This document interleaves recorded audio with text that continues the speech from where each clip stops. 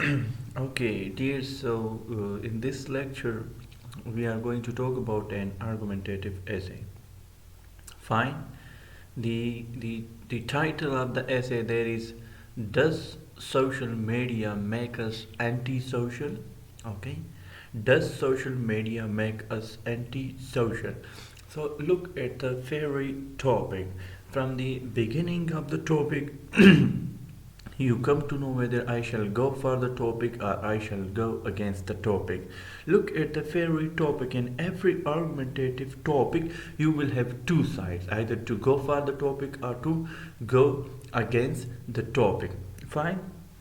So argumentative topics are easy to understand because those are not expository topics. Okay, in expository topics the things are not in a question type, but in the argumentative essay the topic will almost like be a question type, whether to go for the topic or to go against the topic, and most of the time it will be in a form of a question.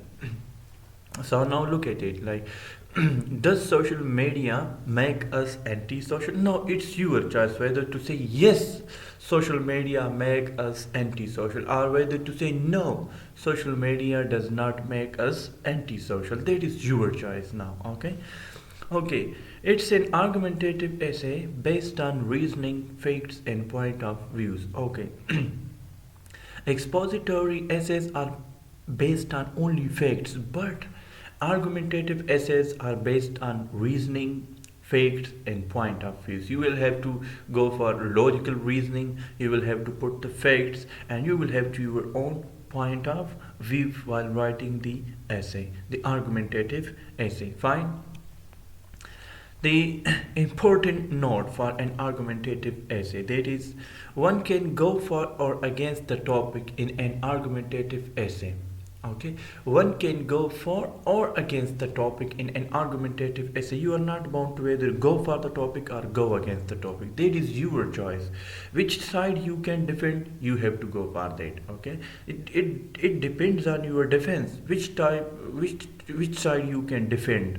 Fine, you have to go for that, whether you can defend the topic or you can go against the topic. That is your wish. Okay, or can go for both the topic as well as against the topic.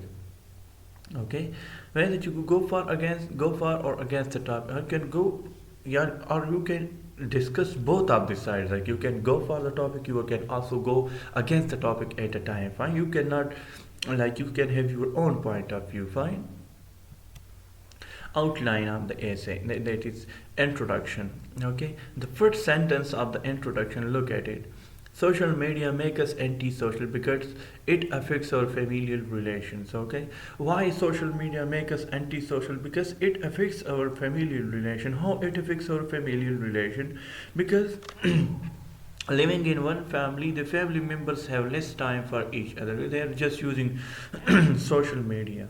The son will have no time to meet his parents, his mother in the next room, or his sister to sit with them. Okay, he will have only time for, or she will have only time for social media. He or she will be busy in social media, like the Instagram, the Snapchat, the Facebook, the Messenger, and the WhatsApp, and all these things. And he will have no time to sit with the family. So it affects the familial relation. Fine. The next point is, it make people socially neglected. Yes, it make people socially neglect. How it make people how it makes people socially neglect? Because people will have no time to come out to the society and meet their neighbors and the members of the society. So they are socially neglected. People don't think that they are the part of the society because they are not seen outside in the society, and all they are not seen in the gathering, the public gathering, and the social gathering of the society. They have their own world inside their home, inside their room, and even inside their bed. Like, they will have no contact with his or her siblings, like sleeping or sitting around him in one room. Like, he will have no time for even for them to talk to. He will be so much, or she will be so much busy in the social media. Fine.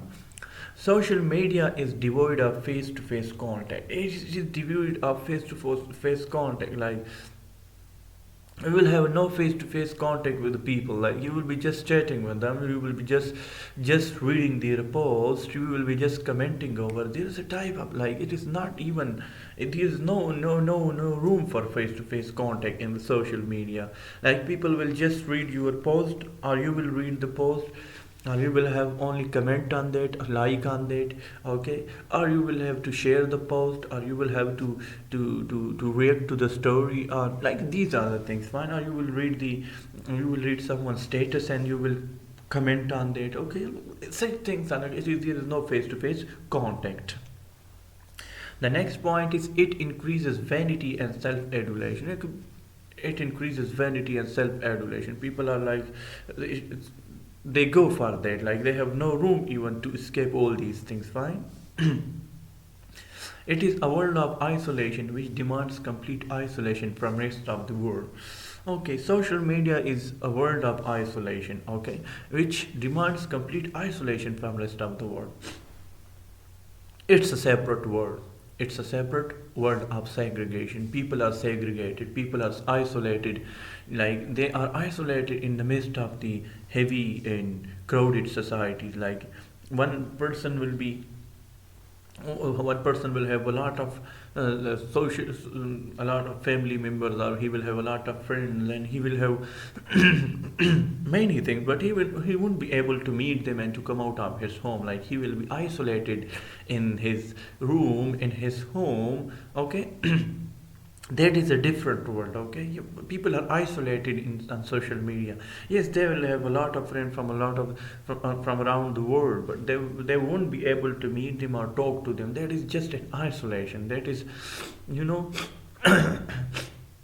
A company doesn't mean only messaging and only texting. A company means being sitting together, talking together, like drinking together and working together. It doesn't mean that only texting is enough. So it's a separate world, isolated. People are isolated from the rest of the world. They have their own world, right? Fine. The next point, it creates uncertainty and unpredictability. People are like, it creates uncertainty and unpredictability. It creates unpredictability. Things become unpredictable. You cannot predict anything. Like, you will be predicting something else and it will have something else. Huh. Many of the boys, like, they will have friends, they will have the friend request or friends, like the account will be with the name of a girl or something like that, but in reality that will be something else, okay. That is unpredictable.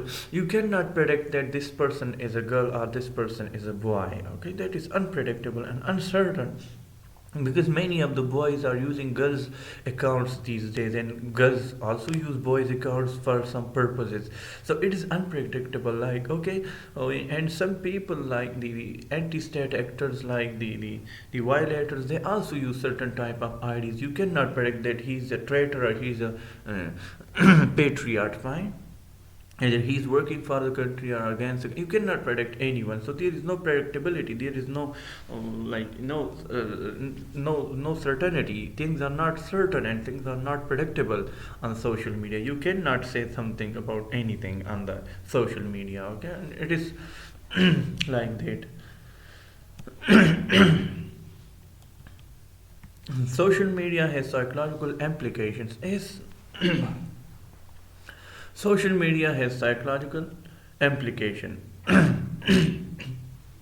People are the social media users. They are psychologically, like, they are psychologically being converted and being, like, attracted to the social media. They have psychological implication. They would not be feeling physically and mentally good when they are using social media a lot, okay, because they forget the real world and then they start living in the world of social media. They have no clue of the real world. Then they think in the social media. They then drink and they eat and all the things. When they do these, they think about the social media.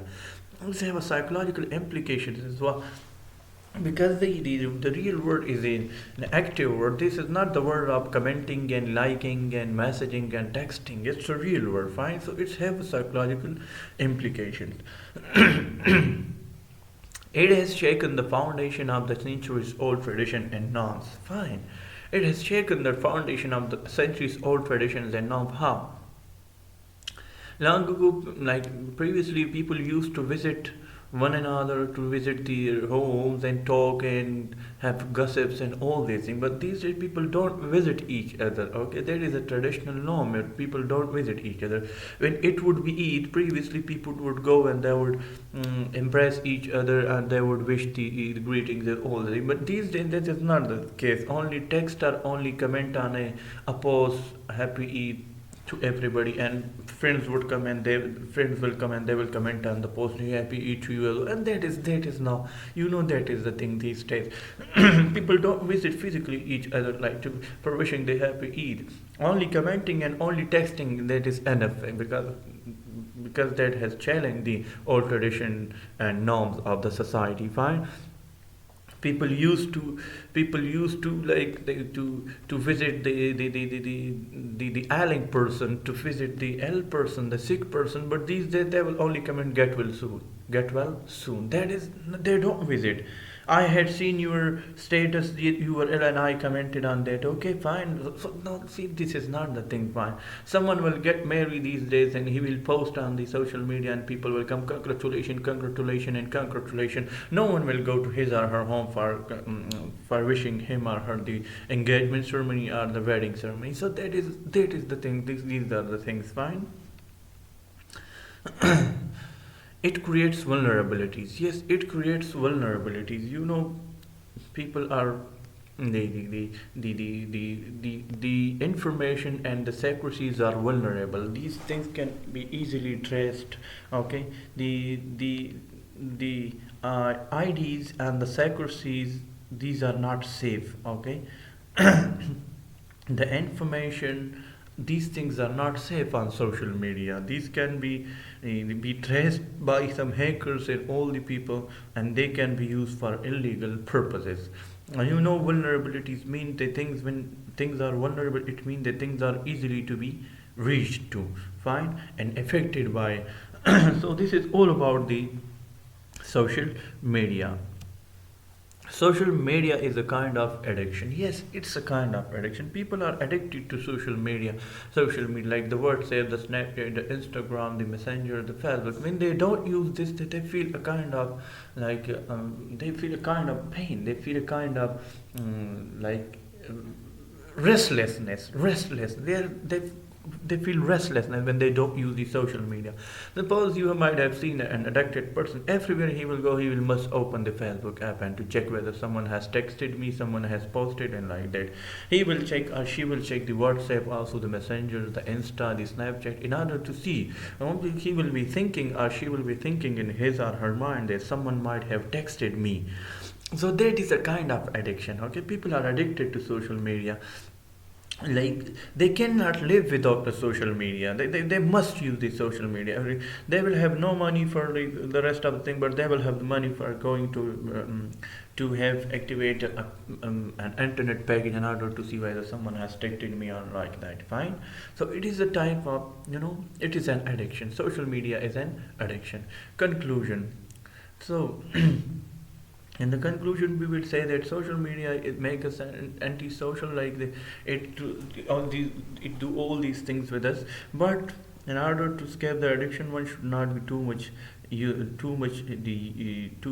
related or too much attracted toward the social media, because it has some positive and negative implications both. Thank you for watching us, and hope you might have understood the argumentative essay. Stay with us.